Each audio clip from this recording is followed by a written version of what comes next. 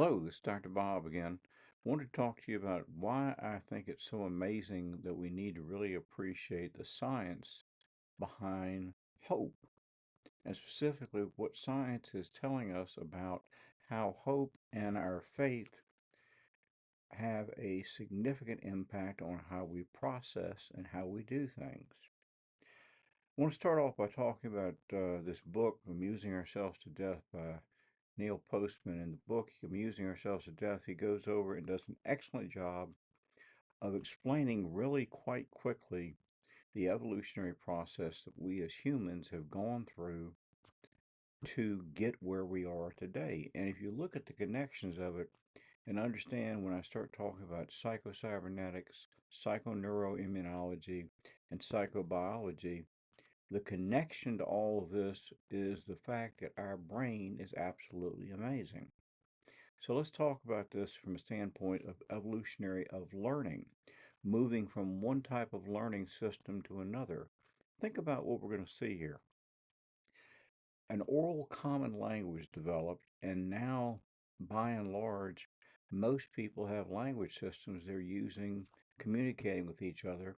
That was the evolutionary step that allowed people to move forward and have certain things to be accomplished. The agrarian society, certain parts of the industrial society, those sort of things. If you look past that, you realize the printed word, when we all became capable of not only reading, but having access to written words, the scientific basis and general understanding and consensus and ability to share intellectual process greatly increased. That same thing is true when you think about the first time we were able to send a message via telegraphy. And shortly thereafter, the same thing occurred when we were allowed to send four lines of signal on one wire, quadruplexing, which was developed by Thomas Edison in his early days of working with telegraph work. And he went beyond there to go forward and make the work go even further. But understand, we actually got the systems underwater. And then think about what sound changed when we began able to record not only the spoken word and telegraph it as a way through radio waves, but also even music, the shared commonality of, as my example here, Hawaiian noises ain't music, chimpanzees banging on a drum that ain't working. Dire Straits, the band Money for Nothing song. Sort of interesting, but we have that shared common pattern of recording. If you take so it's a song, say the Christmas song, Green Sheaves, what child is this? And you hear that and you realize that we've all got this shared common recording of information now across vast areas where we have the same information. Today, we've even gone to the point where we can not only send television signals to everyone, we can tailor the signals to your specific process or the way you work or think. But if you think about it as an example, one small step for man, one giant leap for mankind. If you can say that you were there and you remember hearing it, you probably can listen to Neil Armstrong's voice say it. One small step for man, one giant leap for mankind. And we have that commonality shared of information stored in our brain. That's what I'm talking about, how our brains have developed and why I believe that we are on the verge of massive changes in our potential as humans to do great things. Visually, we're learning an entire new way in digital age. Healthy brain function determines that we need to have the right neurotransmitters, which is why we had that other class that I talked about, the environmental toxins problem. But if you think about it, little stressors matter. We talked about doing the prowl exercises earlier in a way to combat stress, and that's a good one to remember because we all can continue to do that on a regular basis. And digital stress, if we think about it, look what we now know we're brains are capable of doing. We've gone from 2018, we're getting the equivalent of being producing, each one of us, about the equivalent of 6 pages, newspapers worth of information a day on this digital airway media. That's how much stuff we're producing. Either we're talking to somebody or writing something or doing something.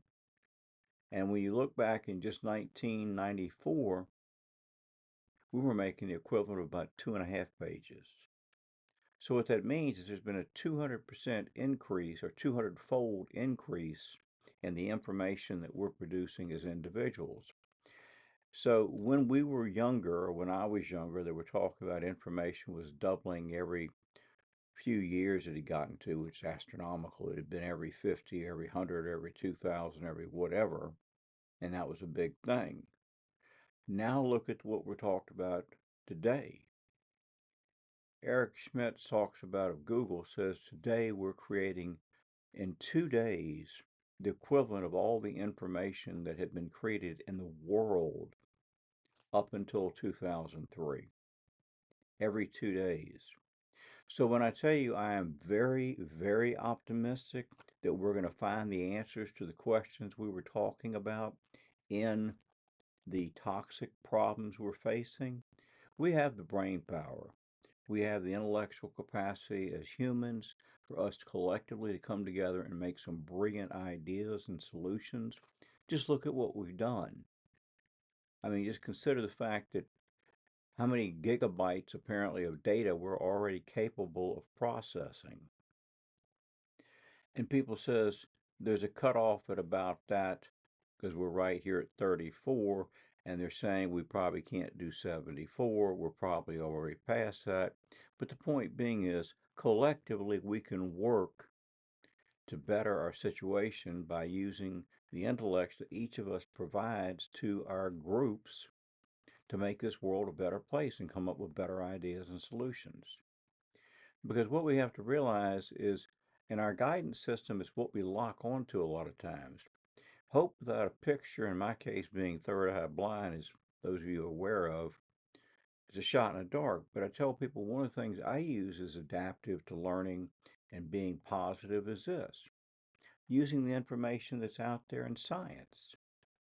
And by that, I'm talking about a very simple book that most of us could get through and read that'll talk about how do you make a guidance system where basically you start changing your course and learn how to do sort of like a servo mechanism, or like if you ever saw the show Mr. Limpet, the story about the fish who was a man, fell into the water and turned into a fish, and he had this really weird sound he made. But the point being is, he used a guidance system, distortion system, to make the torpedoes blow up. So this system basically teaches that same type of thing, either yes or no answers, binary answers that work to help you steer towards better solutions. And if you look at this particular case here, what we're talking about is what he was telling us, very importantly, is this individual who was a plastic surgeon had noticed that about 10% of the population that he treats had actually some type of disfigurement that needed to be surgically dealt with, and it would have a profound effect. But what he did also notice that about 90% of the population had some type of a emotional trauma or something that was causing them not to function at their best because they had some physical impediment that was imagined that was causing them not to live up to their potential.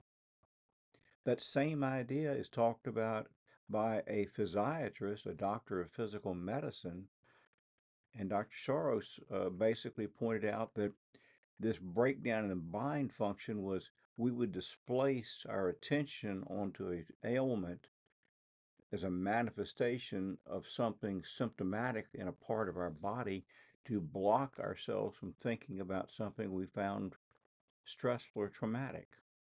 And how sometimes having people write stuff out would make all the difference in the world.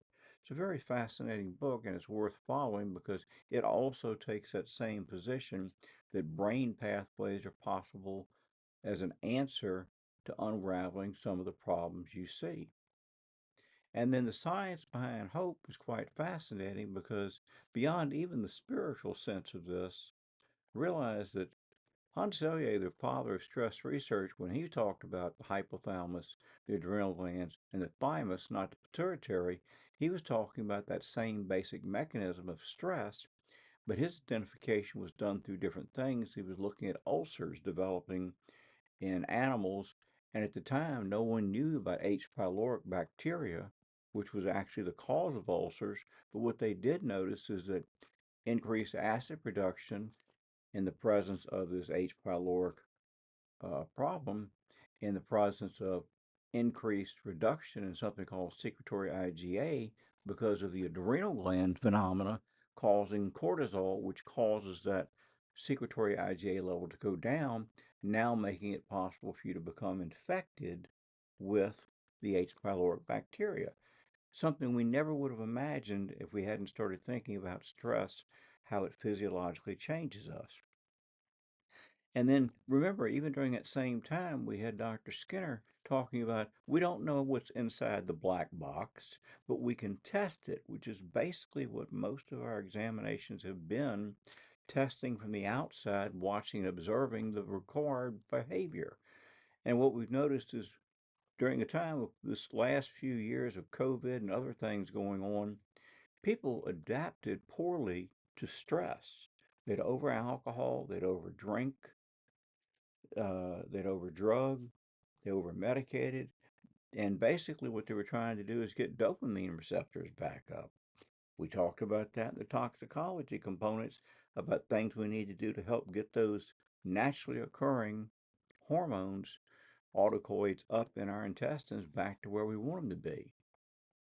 And if you go back and look at Pavlov, the old conditioning dog idea, you show a dog a piece of meat, ring a bell, and after you do those clinical trials, eventually you find that you can now ring the bell. The dog will drool as though he's looking at the piece of meat. That's classical conditioning. But look where we've gone from there.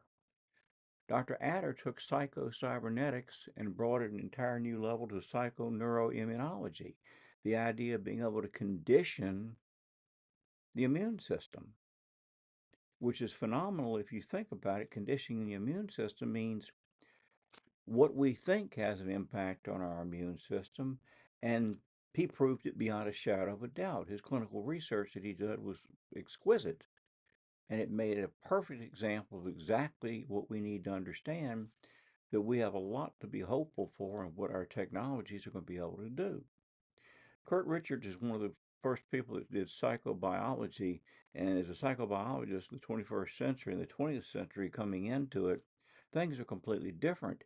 But he had noticed that if you took away the part of the gland that was responsible for balancing calcium, you could make an animal become calcium hungry, and they would adapt their behavior to obtain more calcium in the absence of a parathyroid gland. That's super important because parathyroid hormone turns out to be a super part of calcium balances in the body, which is also important and directly regulated by vitamin D. These things are important because this proved that beyond a shadow of a doubt, the body could condition and adapt to environmental changes even in its situation. He also had done tests where he would do things that would cause the sodium processes a change and the animal would become seriously striving to obtain sodium because they were losing sodium and couldn't retain it. So conditioning became something again in biology, but from a different standpoint. And then if you look and come back and see what he also pointed out in this book, The Australian Aboriginal, what they noticed is that if someone believed something was going to do them harm, it would.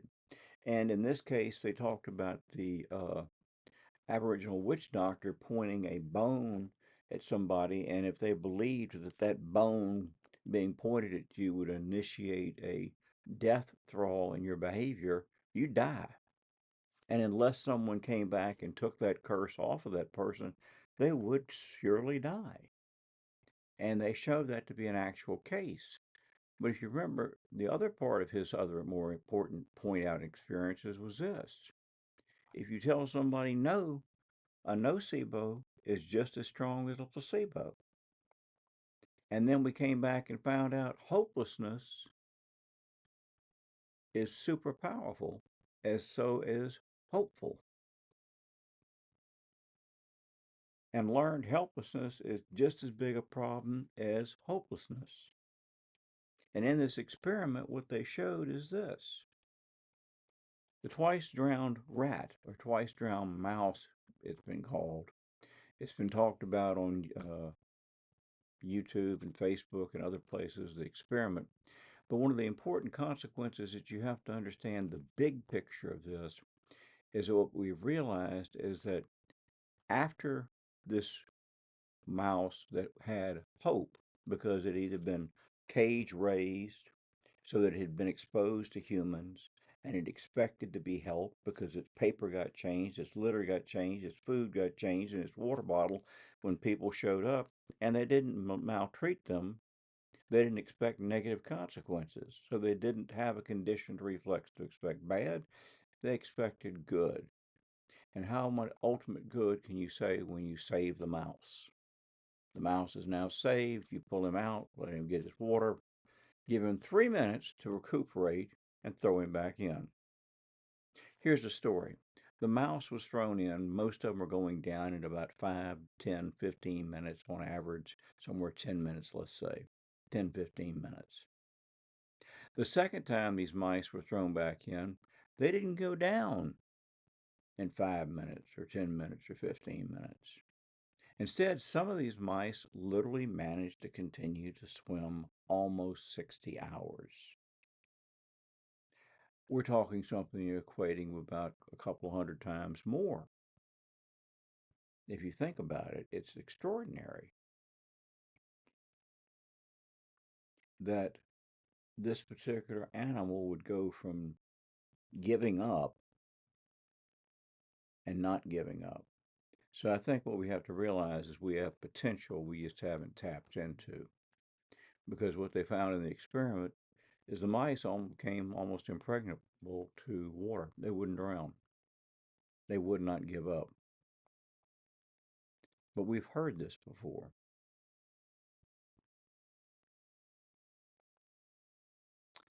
And we've also been told that nothing will help. We have to understand that sometimes we have to make up our own mind whether we're going to put up the good fight or whether we're finished. One of the things we do know is that mitochondria are definitely affected by lots of stress being one of them. The good news is our mom is very resilient. Hello, Dr. Bob Smith here. It's amazing when you think about it how much information has changed and developed over the last year, 5 years, 15 years, 50 years that point to the understanding of how nutrition as a science, and specifically the interplay between us and our bacteria in our intestines and all of our genes and those bacterial genes either upregulate and produce things that make us exceedingly healthy or play a part in making us not so healthy. Part of it's what we eat, part of it's what the bacteria produce as byproducts. All of those come into play. And the only education we can actually use now to help ourselves literally is the education that gives us a background that lets us understand how this works and do it in a way that we can use it in our own daily lives. That's what I try to give people an opportunity to understand, so they have a foundation to understand when they're making choices about food, about supplements, about anything when it comes relating to their health and activities, so they know up front that this is going to be a good or great idea for me for the long term to keep me in better shape and feeling better. These are the sort of problems we face in addressing and trying to get answers on how to be healthy. And I'm Dr. Bob Smith. I would like to help you in your journey to find better health and nutrition along the way. Give us a call.